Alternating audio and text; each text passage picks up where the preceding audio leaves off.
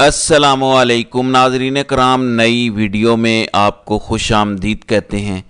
6 مہینے میں آپ کو پتہ چل جائے گا عمران خان کا بس چل گیا تو ہم نہیں بچیں گے، اور ہمارا دو چل گیا تو عمران خان نہیں بچے گا۔ 6 مہینے کی پریڈکشن کی ہے رانا ثناء اللہ نے۔ ایک بار پھر عمران خان کے ریاستی قتل کی خواہش کا اظہار کیا گیا ہے، اور وجہ بھی بتا دی ہے کہ کیوں عمران خان کو رستے سے ہم ہٹانا چاہتے ہیں اور ریاستی سطح پہ اس کو ہٹانا چاہتے ہیں رستے سے۔ ناظرین اکرام، آپ کو یاد ہوگا مراد سعید نے چند دن پہلے ایک تحریر میں بھی کچھ اسی طرح کے خدشات کا اظہار کیا تھا، جس پہ اب مہر تصدیق ثبت کر دی گئی ہے۔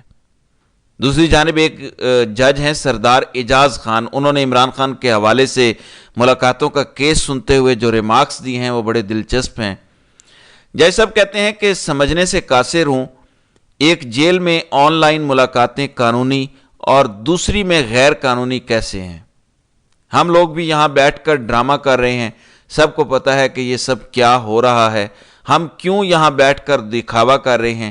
جہاں سے جیل حکام کو آرڈرز آ رہے ہیں وہاں سے آنا رک جائیں گے تو یہ سب ختم ہو جائے گا۔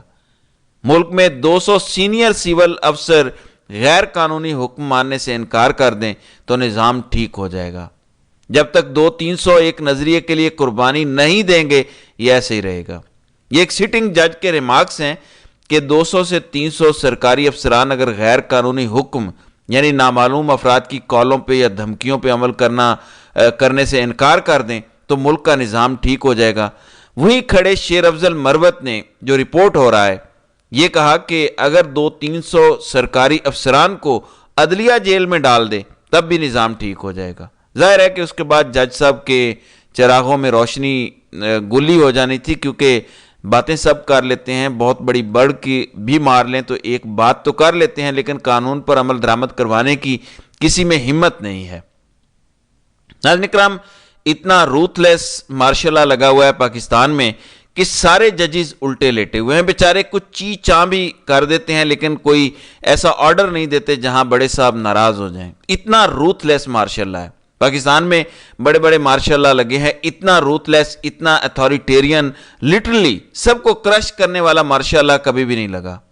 ہمیشہ کوئی پی سی او ججز وغیرہ انسٹال کر لیے جاتے تھے اور ان کی پھر عزت رکھی جاتی تھی، ان کے فیصلوں پہ عمل درآمد ہوتا تھا تاکہ ایک بھرم قائم رہے کہ عدلیہ موجود ہے۔ اس وقت سارے بھرم ختم کر دیے گئے ہیں اور بتایا جا رہا ہے کہ ہم ہیں فرد واحد، سب کچھ ہم ہیں، اور اس کے نیچے جو اس کی کابینہ ہے وہی فیصلہ ساز ہیں اور اس ملک کی اصل مالک ہے۔ ایسے میں جب اتنا اندھا نظام ہے تو پھر یہ بات بڑی اہمیت اختیار کر جاتی ہے جو رانا ثناء اللہ نے کی ہے۔ میں چاہتا ہوں کہ یہ آپ کلپ سنیں، پھر آپ کو میں مراد سعید کی پیشن گوئی بھی بتاتا ہوں جو ابھی چند دن پہلے انہوں نے کی تھی، اور دونوں میں آپ کو مشابہت خود ہی نظر آ جائے گی، مجھے بتانے کی بھی شاید ضرورت نہ پڑے۔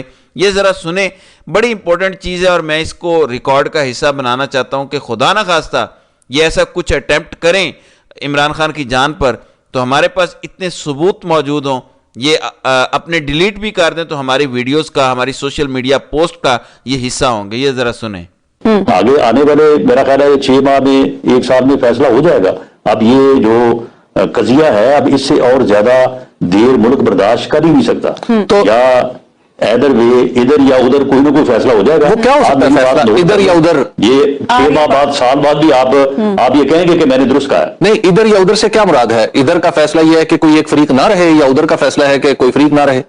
مطلب یہ تو بڑی آپ سخت بات کہہ رہے ہیں۔ یہ بات میں نے کوئی 1 سال پہلے بھی کی تھی تو اس کے اوپر بھی بعض دوستوں نے بڑا اعتراض کیا تھا، لیکن میں یہ کہہ رہا ہوں کہ عمران خان کا یہ فلسفہ ہے کہ میں کسی کو نہیں چھوڑوں گا، اگر اس کا بس چلا تو وہ کسی کو نہیں چھوڑے گا، ہر چیز ختم ہو جائے گی۔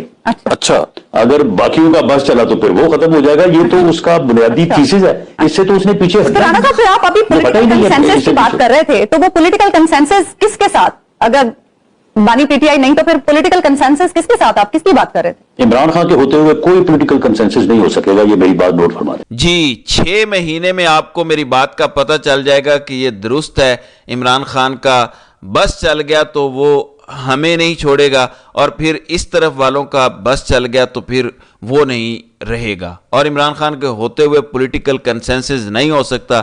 یعنی ہر صورت ہم نے عمران خان کو رستے سے ہٹانا ہے. اب ناظرین کرام، آپ نے مراد سعید کی تحریر کا ایک چھوٹا سا حصہ سننا. لکھتے ہیں کہ میں متعدد بار یہ اشارہ دے چکا ہوں اور اب مزید واضح کر رہا ہوں، اس ملک پر قابض خدائی کے دعوے داروں کا فیصلہ ہے کہ عمران خان کو نومبر سے پہلے رستے سے ہٹانا ہے. زندگی اور موت اللہ کے ہاتھ میں ہے. جس ذات نے آج تک عمران خان کی زندگی کی حفاظت کی ہے وہ انشاءاللہ آگے بھی کرے گی. نومبر سے پہلے، ابھی مارچ ختم ہو رہا ہے، مہینے گنتے ہیں، اپریل، مئی، جون، جولائی، اگست، ستمبر، 6 مہینے گزر گئے. نومبر سے پہلے کون سا مہینہ ہے؟ اکتوبر. تو رانا ثناءاللہ بھی یہی کہہ رہے ہیں کہ 6 مہینے اور سال سے پہلے آپ کو پتہ چل جائے گا.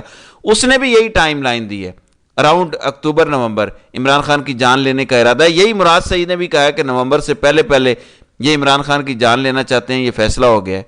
اور رانا ثناءاللہ کا یہ واضح اشارہ دینا کہ عمران خان کے ہوتے ہوئے کسی صورت پولیٹیکل کنسنسس نہیں ہو سکتا، یعنی پاکستان آگے عمران خان کے ہوتے ہوئے نہیں بڑھ سکتا، یہ ایک بیانیہ بنانا شروع کر دیا گیا ہے. جبکہ پاکستان آگے بڑھنے کا بنیادی فارمولہ ایک ہی ہے، سب کا مینڈیٹ واپس کرو، جو چوری کی ہے وہ واپس کرو، اور جس کو اقتدار عوام نے دیا اس کو دو، پاکستان ہیل ہونا شروع ہو جائے گا.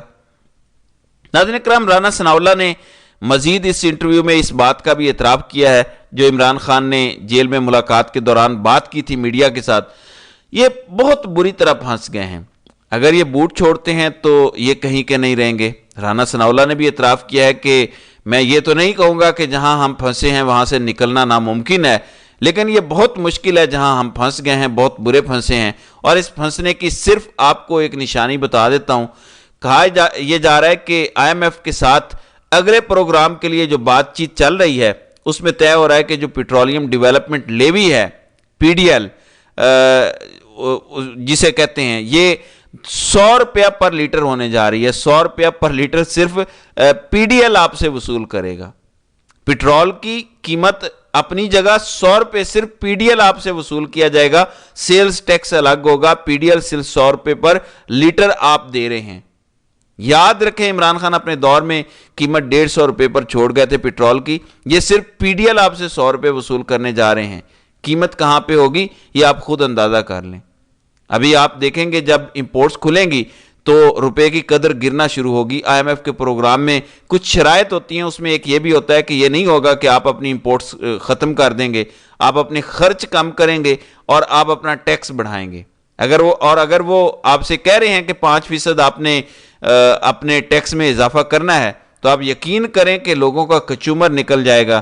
یہ جو کہہ رہے ہیں کہ ہم پھنس گئے ہیں، یہ اس لیے کہہ رہے ہیں کیونکہ ان کو 2013 سے 18 والی بڑی فرینڈلی حکومت مل گئی تھی. وہ کیوں فرینڈلی ملی تھی؟ ہم امریکہ کی جنگ میں دھن آپریشن کر رہے تھے، ڈرون حملے بھی جاری تھے، ادھر ایران کی امریکہ سے ڈیل ہو گئی تھی، عالمی منڈی میں تیل بھی سستا ہو گیا تھا، عالمی منڈی میں سب سے بہترین وقت 2013 سے 18 کے درمیان تھا، ساری چیزوں کی قیمتیں سٹیبل تھیں. یہ اتنا سٹیبل وقت تھا، موجیں تھیں نون لیگ کی. اب انہیں پتہ چلا ہے کہ نہ عالمی منڈی میں چیزوں کی قیمتیں نیچے آ رہی ہیں، الٹا IMF بھی اپنی سخت ترین شرائط کے ساتھ اپنی تلوار لیے کھڑا ہے. یعنی موجوں والی حکومت نہیں ہے بلکہ کوئلوں پہ لیٹنے والی حکومت ہے اور کوئلوں پہ لوٹنے والی حکومت ہے. ایسے میں نون لیگ نے یہ حکومت صرف اور صرف 2 وجوہات سے لی ہے. ایک یہ کہ ہمارے کیسز ختم ہو گئے ہیں، دوبارہ نہ کھل جائیں اور ہم جیلوں میں نہ پڑے ہوں. دوسرا یہ کہ منصوبہ ساز ناراض ہو گئے تو بات بہت بڑھ سکتی ہے. تو منصوبہ سازوں کو ایک فرنٹ فراہم کرنے کے لیے نون لیگ الٹا لیٹنے والی قربانی دے رہی ہے. یہ ذرا انڈرسٹینڈ کریں. اس ملک کی پیٹھ میں سب سے بڑا خنجر نواز شریف اور شہباز شریف نے گھونپا ہے. دوسرے نمبر پہ یہ خنجر آصف زرداری نے گھونپا ہے. اب دیکھتے ہیں پشاور ہائی کورٹ کیا کرتا ہے، کیونکہ ایک ہائی کورٹ ہے جس سے لوگوں کو کچھ امید ہے. یہ جو فارم ریجیکٹ ہوئے ہیں مراد سعید اور باقی لوگوں کے، پشاور ہائی کورٹ کو کچھ نہ کچھ تو ہوش کرنا چاہیے، ورنہ عوام کا اعتبار تمام اداروں سے پہلے ہی ختم ہو چکا ہے. نہ آپ کے محافظ ادارے ایسے ہیں کہ عوام ان پہ اپنا اب اعتبار کرتے ہیں، نہ عدلیہ ہے جن پر اعتبار عوام کرتی ہے، نہ بیوروکریسی پر کوئی اعتماد کرتا ہے. پولیس تو پہلے ہی کسی گنتی میں نہیں تھی. آخر پاکستانی عوام کی ساری امید چھین لینا جو چاہتے ہیں ان کا اصل گول کیا ہے؟ 2 سے 3 ملین لوگ 2 سال میں پاکستان چھوڑ گئے ہیں، اتنی بڑی ہجرت کی وجہ بھی معلوم نہیں کرنا چاہتے، الٹا گالیاں دے رہے ہیں اوورسیز پاکستانیوں کو، الٹا اس ملک کا سپہ سالار کھڑا ہو کر کہتا ہے کہ اگر آپ اس ملک کو چھوڑ گئے ہیں تو پھر دوبارہ مڑ کر نہ دیکھیے گا۔ یہ ان کی سوچ ہے کہ جو اپنا مستقبل بنانے کے لیے باہر جائے اس کے ساتھ یہ کریں گے۔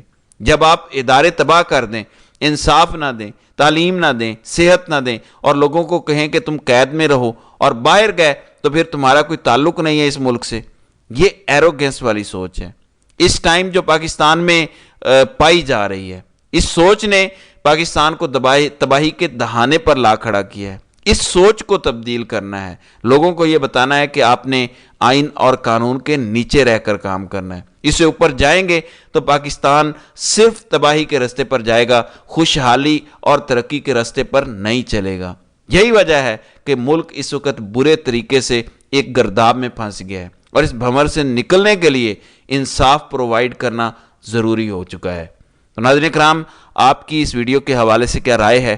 آپ اپنی رائے کا اظہار کامنٹ سیکشن میں ضرور کیجیے گا۔